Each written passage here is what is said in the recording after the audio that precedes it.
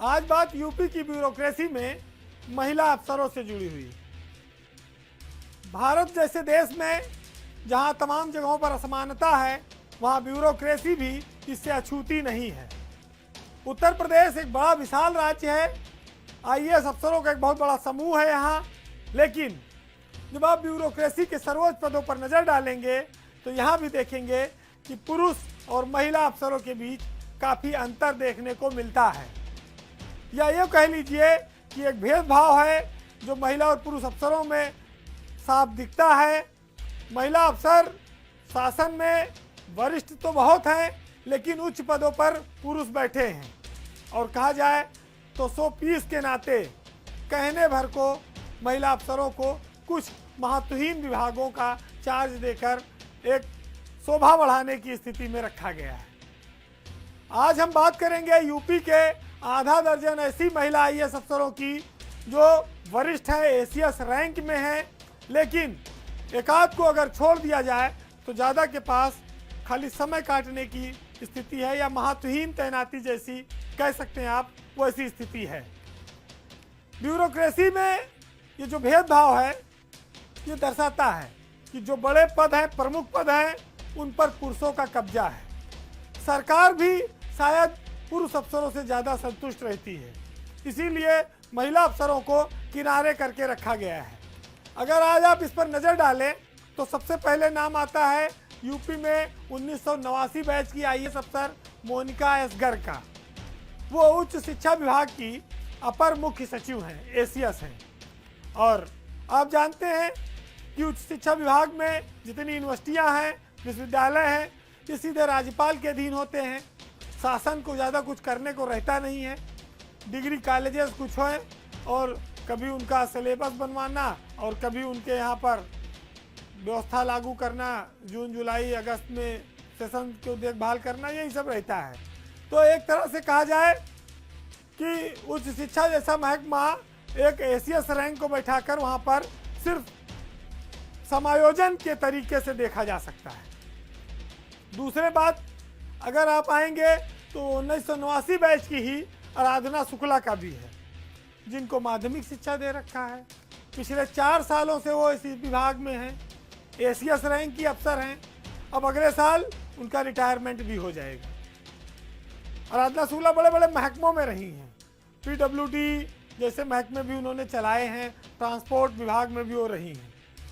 लेकिन बीजेपी की सरकार में उनको एक कम महत्व के विभाग में लाकर माध्यमिक शिक्षा में डंप कर दिया गया है। नौकरी के अंतिम समय में हैं, वो बड़ी जिम्मेदारी उठा सकती हैं, लेकिन सरकार शायद महिला होने के नाते ऐसे प्रतिभाशाली अफसरों को भी किनारे डाले हुए है। अब एक नई किस्सा आपको सुनाते हैं। एक मैडम हैं एसीएस रैंक में, डिम्पल वर्मा। पिछले कई सालों से वो अपर मुख्य सचिव हैं, और विभाग कौन सा है? पीआरडी। पीआरडी तो बहुत लोग जानते भी नहीं होंगे। होमगार्ड के साथ उन्हीं तरह वर्दी पहन के हाथ में डंडा लेने वाला चलने वाले लोग हैं, उनको पीआरडी कहा गया है। और युवा मामले के विभाग की वो एसीएस हैं। अब उनका 3 महीने मात्र रिटायरमेंट बचा है। बीजेपी सरकार जब से सत्ता में आई, उसने उनके कैरियर को एक तरह से लाके डंप कर दिया यहाँ। हैरत इस बात की है कि डिम्पल वर्मा के पति उत्तर प्रदेश पुलिस में शीर्ष विभाग पर कायम है। मुख्यमंत्री की नज़रों में उनके नंबर भी बहुत ज़्यादा हैं, लेकिन प्रशांत कुमार जैसा एडीजी लॉ एंड ऑर्डर, वो अपनी पत्नी के लिए कोई पैरवी नहीं कर पाए। डिम्पल वर्मा अंधेरे में है, प्रशांत कुमार रोज चमकते हैं। अगला नाम आता है 1990 बैच की आईएएस अफसर हैं कल्पना अवस्थी का। कल्पना अवस्थी जब उत्तर प्रदेश लौटकर आई थी केंद्र से, तो उनके साथ कुछ एक्सीडेंट हो गया। क्योंकि समाजवादी पार्टी सरकार में थी, उनको अचानक से चित्रकूट का एक बार कमिश्नर बना दिया गया।